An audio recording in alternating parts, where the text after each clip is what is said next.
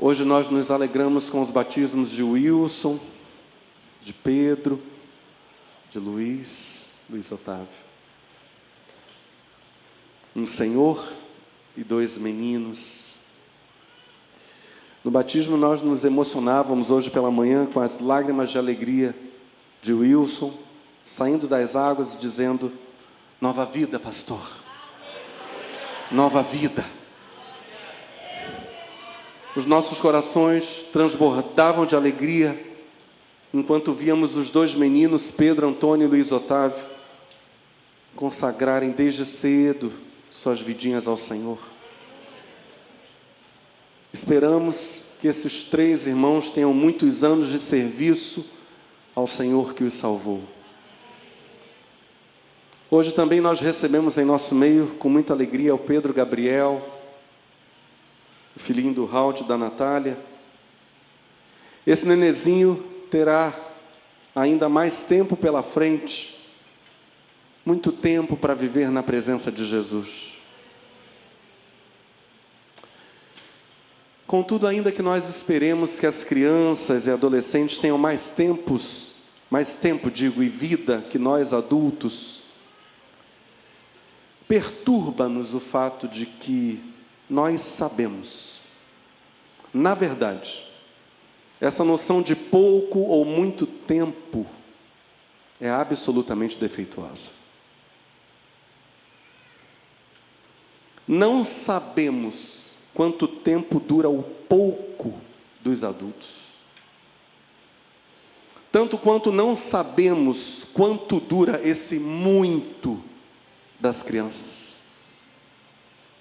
Nós dizemos essas coisas, e eu as afirmei no início dessa mensagem, evidentemente de propósito.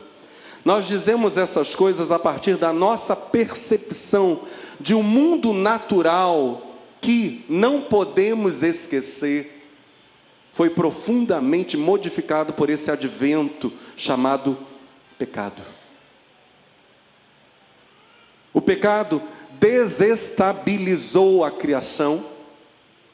O pecado feriu o mundo com morte, com dor, com caos. Nem mesmo homens e mulheres que andam com Deus estão isentos desses eventos, a dor, a morte, o caos. Homens e mulheres que andam com Deus estão sujeitos a esses eventos. Prova disso, sobre todas as provas, é a cruz. Quando nós pensamos na cruz de Cristo, ela não apenas é um instante de dores descomunais, de brutalidade, de desumanidade, de feridas abertas, de sangue. A cruz é mesmo a confluência, o encontro de todas as dores. Na cruz, os homens sofrem, os anjos sofrem e Deus sofre. Como redenção de tudo, a cruz produz alegria na terra e nos céus, depois de ser a principal causa de choro nos céus e na terra. Quem poderia penetrar essas coisas? Qual a dimensão do luto? E que o Espírito Santo traga essa realidade muito clara para a nossa mente e para o nosso coração nesta noite. Qual a dimensão do luto? Do pai que vai até a porta de casa, e eu estou falando de Deus, para se despedir do seu amado filho, sabendo que o filho do seu amor sofrerá toda a dor que se pode sentir e que ele irá morrer. Eu peço licença para dizer a vocês como eu vejo essas coisas. Na intimidade do lugar mais santo, onde somente pai e filho se encontram, longe de todos os olhares nos céus e na terra, todos os olhares, inclusive nos céus, todos os olhares que porventura pudessem vê-los, eu vejo Deus. Ele está vestido de negro, um manto negro, longo, de um tecido grosseiro. Deus está vestido de uma veste de luto. O pai abraça o seu filho e o beija, enquanto o filho beija o pai. O pai lhe diz: filho, antes de sairmos daqui, antes que nos vejam os anjos, trocarei estas vestes pelas vestes reais. Ninguém verá meu luto. Só saberão da nossa alegria final, filho. Mas agora eu quero que você saiba, o pai diz, meu filho, que toda a sua renúncia é minha renúncia, que toda a sua dor será a minha dor, até que você retorne para casa e para os meus braços.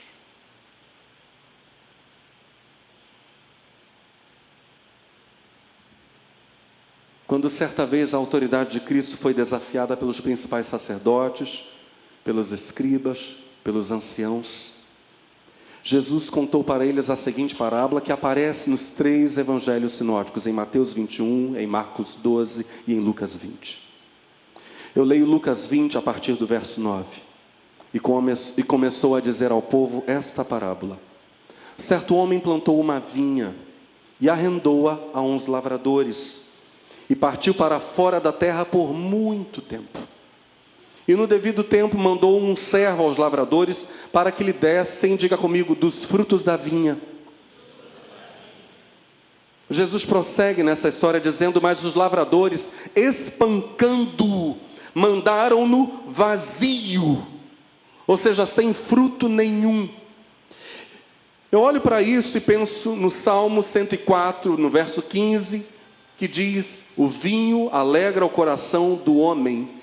Eu olho para o Salmo 104, verso 15, e penso no seguinte: o dono da vinha, nessa parábola de Jesus, foi privado de sua alegria.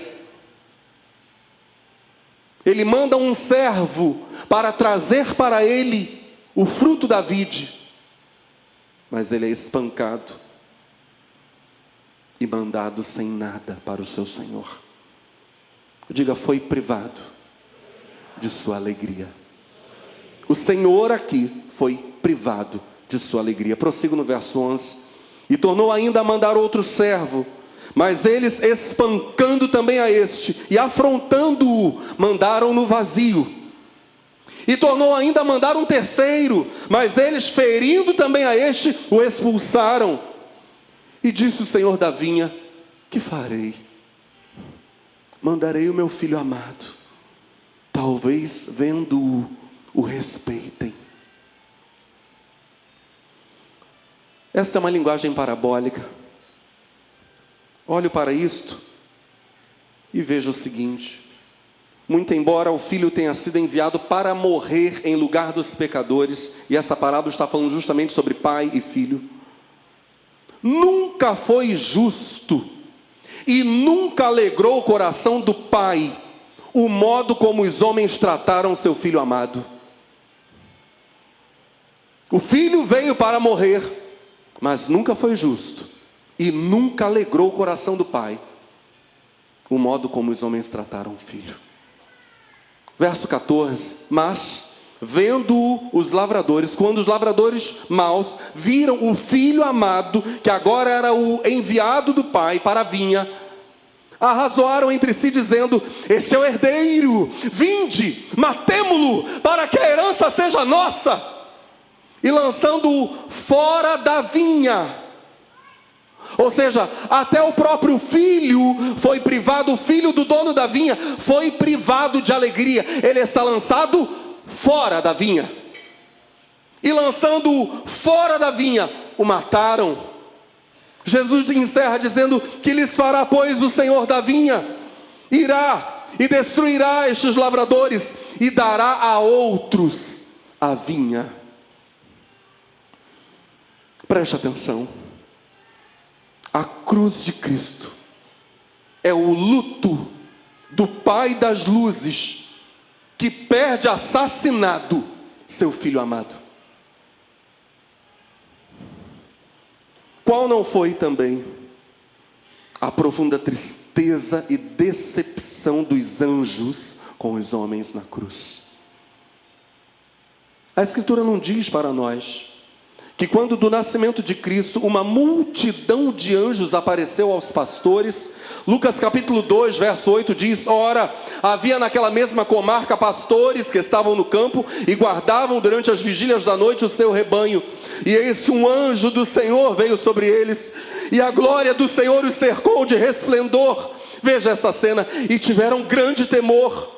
E o anjo lhes disse: não temais, porque eis aqui vos trago novas de grande alegria, que será para todo o povo, pois na cidade de Davi vos nasceu hoje o Salvador, que é Cristo o Senhor. E isto vos será por sinal: achareis o menino envolto em panos e deitado numa manjedoura.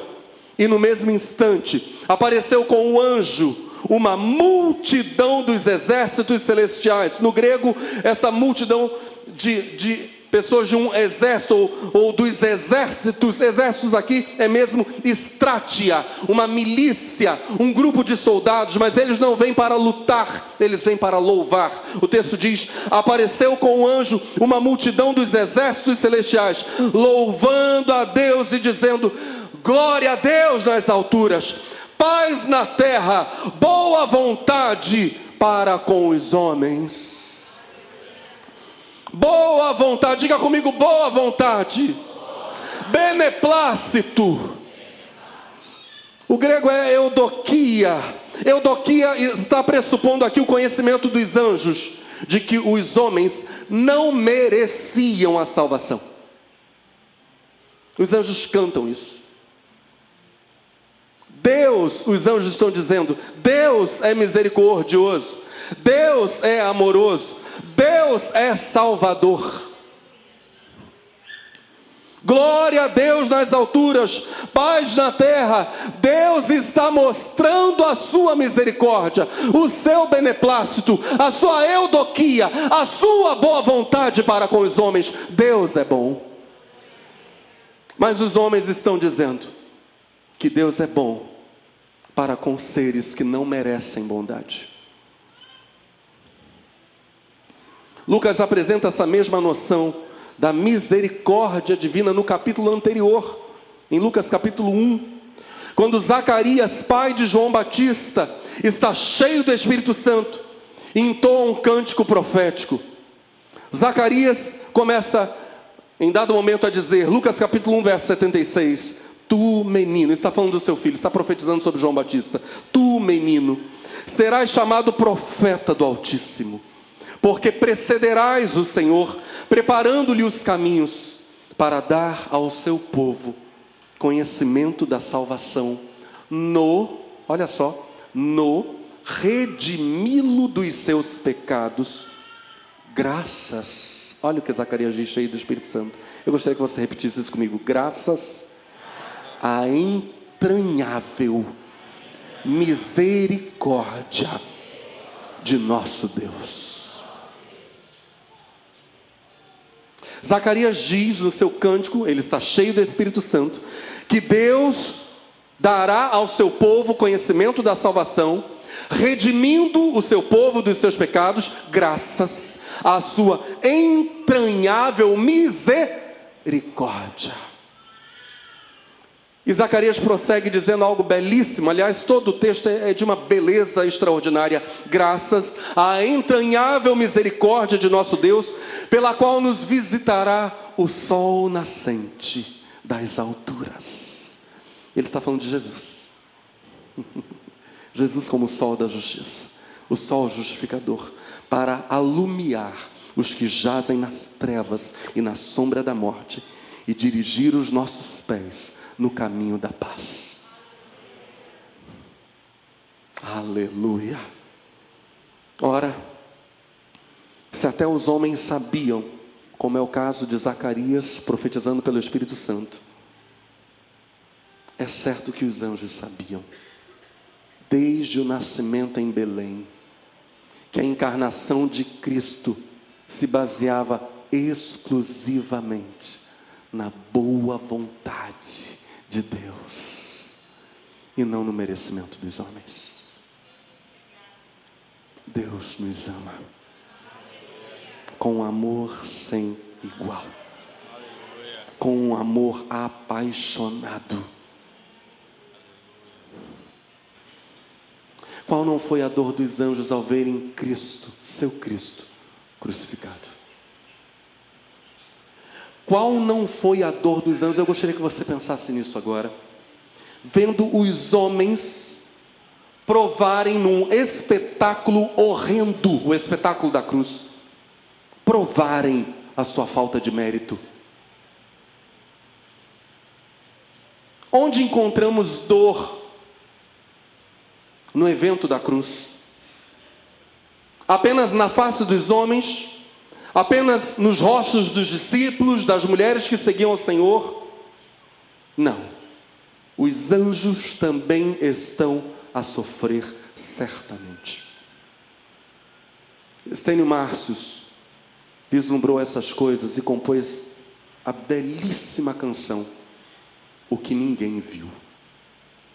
A primeira estrofe diz assim: que triste espetáculo é esse, Jesus agoniza, suspenso no alto, milhares de anjos em volta da cruz, com espadas luzentes, sem poder usá-las, sufocam seu zelo, desabam no choro, ao verem Jesus,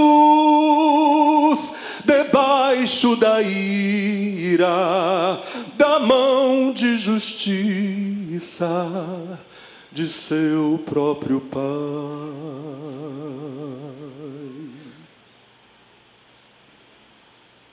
A cruz, diz Estênio Márcios, é um tempo de conflito e dor.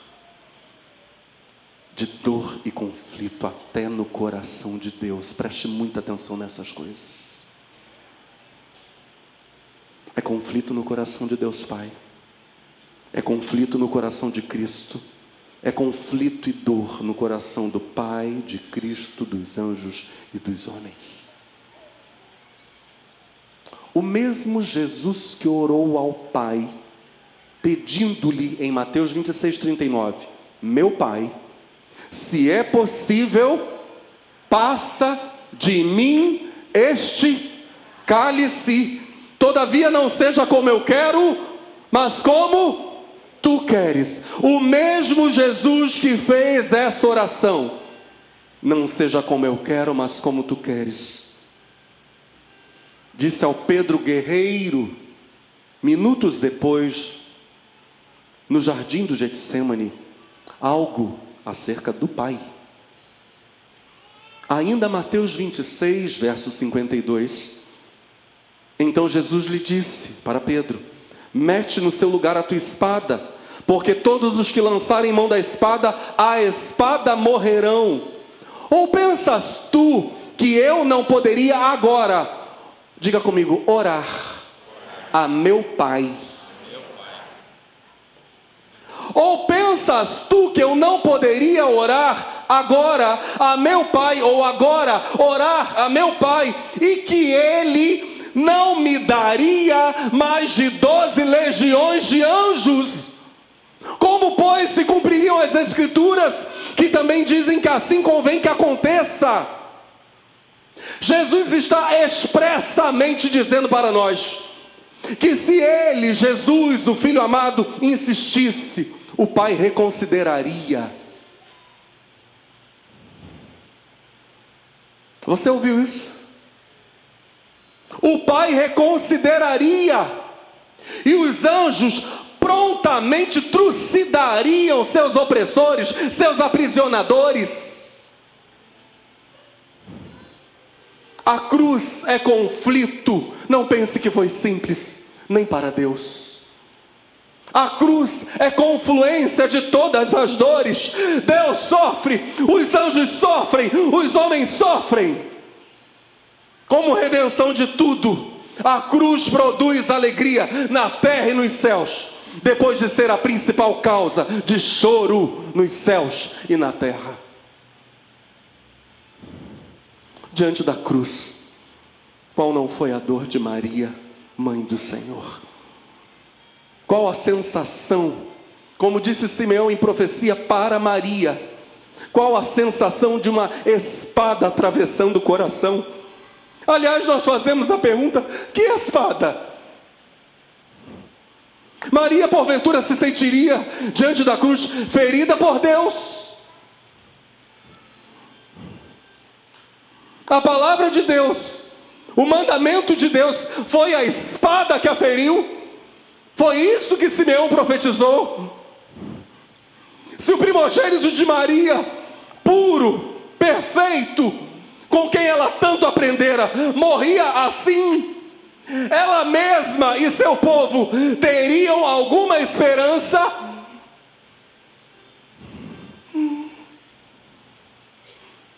Eu só consigo ver nos olhos de Maria a mais profunda desolação.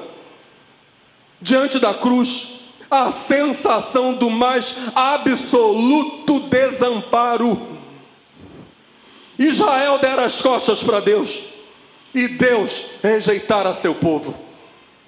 Maria, como parte desse povo, ela era judia, não tinha diante da cruz qualquer esperança. Jesus dá à sua mãe algum consolo. Em João capítulo 19, verso 25, a Bíblia diz: e junto à cruz de Jesus estava sua mãe e a irmã de sua mãe, Maria, mulher de Clopas, e Maria Madalena. Ora, Jesus, vendo ali sua mãe, e que o discípulo a quem ele amava estava presente, disse à sua mãe: mulher, eis aí o teu filho. Depois disse ao discípulo: eis aí tua mãe. E desde aquela hora, o discípulo a recebeu em casa. Como se sentiu Maria Madalena diante da cruz? A Madalena de quem a Bíblia diz Jesus expulsara 7 demônios. Em Jesus, aquela mulher enfim encontrou liberdade. Como estava diante da cruz e qual foi a dor no coração do discípulo a quem Jesus amava? Acerca de quem diz a Bíblia que na última ceia ele estava reclinado ao peito do Senhor. Como estava Pedro? Como estavam aqueles que andaram tão perto com Jesus e que estavam com ele no jardim de Getsêmani, testemunhando o seu aprisionamento e antes disso, as suas lágrimas, a sua agonia? Como estavam todos eles? Todos devastados diante da cruz. Ali na cruz, no corpo de Cristo, as dores de Deus, as dores dos anjos, as dores dos homens se materializaram em açoites, em espinhos e pregos, em chagas, em sangue e fel. A ira de Deus, a justa ira contra o pecado dos homens, o zelo dos anjos, uma complexa mistura que Jesus suportou.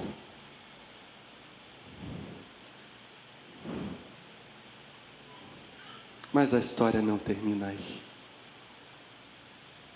Qual não foi a festa quando Cristo adentrou as portas do paraíso?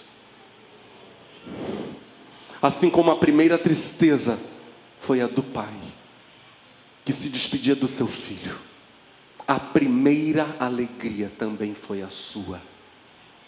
No exato momento em que Cristo entrega ao Pai o seu Espírito, ele diz: Senhor, nas tuas mãos entrego o meu Espírito. Naquele exato momento, a Bíblia diz, a criação geme e se contorce em meio às trevas, produzindo um terremoto. Contorção e gemido são as dores de parto. Terremoto é som e tremor. A terra está gemendo e tremendo. Está dando à luz algo novo. No instante seguinte em que Jesus rende o Espírito, nós contemplamos o cumprimento de Hebreus capítulo 2, verso 9, que diz: vemos, porém, diga comigo, vemos, coroado de glória e de honra, aquele Jesus que fora feito um pouco menor do que os anjos, por causa da paixão da morte.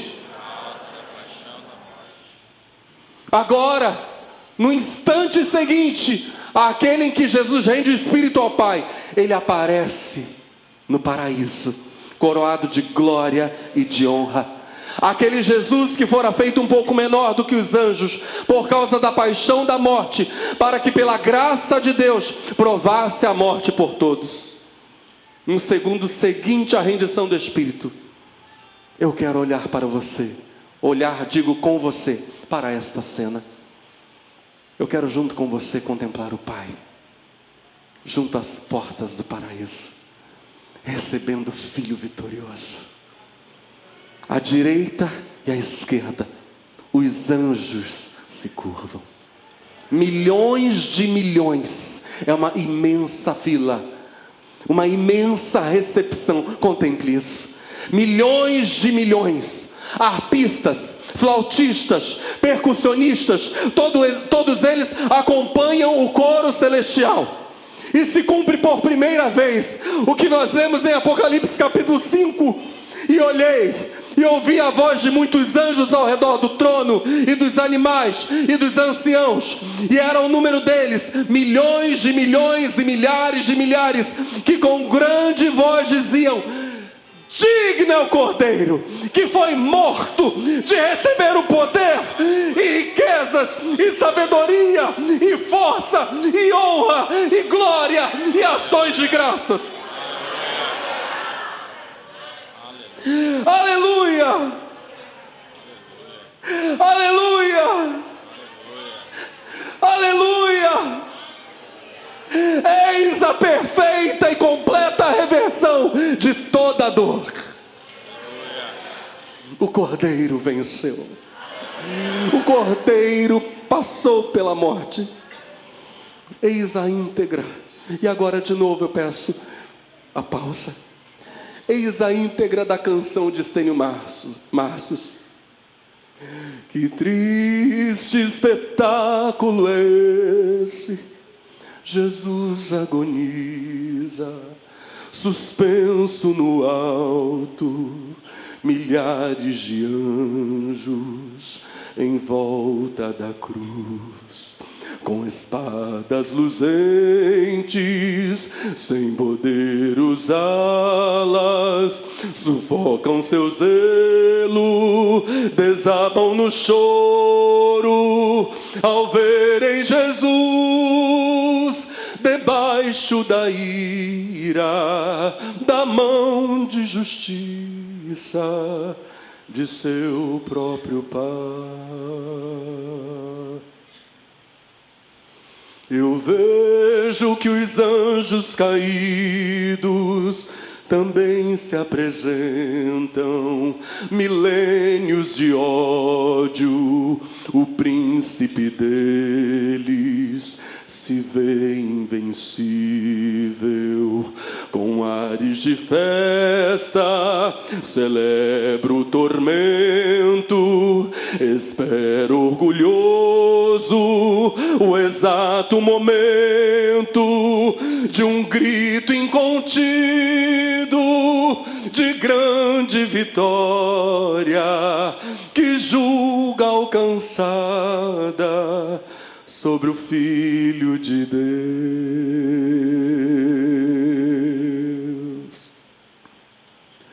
Maria,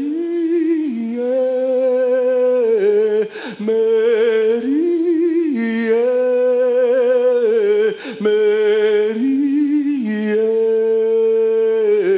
Maria.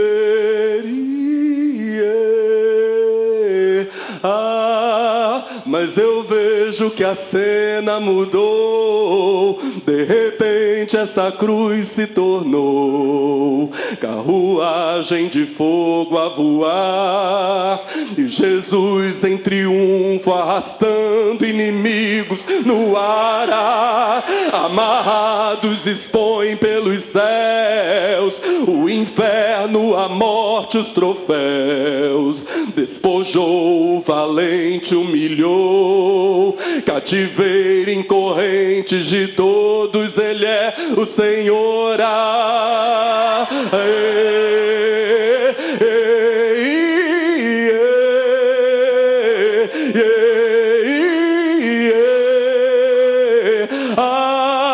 Mas eu vejo que a cena mudou. De repente essa cruz se tornou carruagem de fogo a voar, e Jesus em triunfo arrastando inimigos no ar.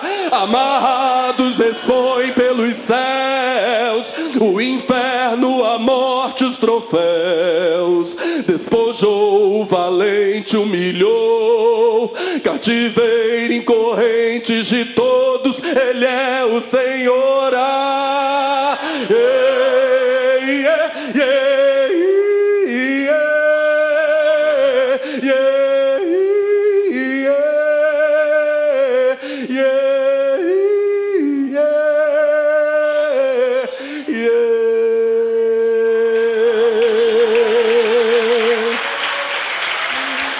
Aleluia! Oh, glória a ti, Jesus! Aleluia! Aleluia! Cumpriu-se o que disse Paulo aos Colossenses, em Colossenses capítulo 2: vocês estavam espiritualmente mortos por causa dos seus pecados, e porque não tinham recebido a circuncisão que é feita por Cristo, mas Deus lhes deu vida junto com Cristo e lhes perdoou todos os pecados. Ele cancelou o registro de dívida que mostrava todos os pecados que tínhamos feito contra a lei de Deus e o anulou, pregando-o na cruz. Dessa forma, todos os nossos pecados foram perdoados. Agora olha o que Paulo vai dizer em Colossenses 2,15. Vamos afirmar isso juntos, é o final da mensagem. Por meio da morte de Cristo na cruz, Deus venceu os governos e os poderes espirituais, desarmando-os e fazendo deles um espetáculo público. Aleluia! Aleluia! Ao terceiro dia,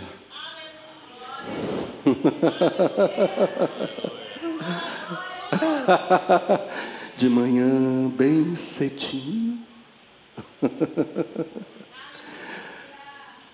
a Bíblia diz: o autor da vida não poderia ser retido pela morte. A pedra rolou e se abriu para todo mundo o milagre da vida eterna. Cristo saiu da tumba, Ele ressuscitou. Venceu a morte, venceu o inferno, venceu o pecado, venceu o diabo.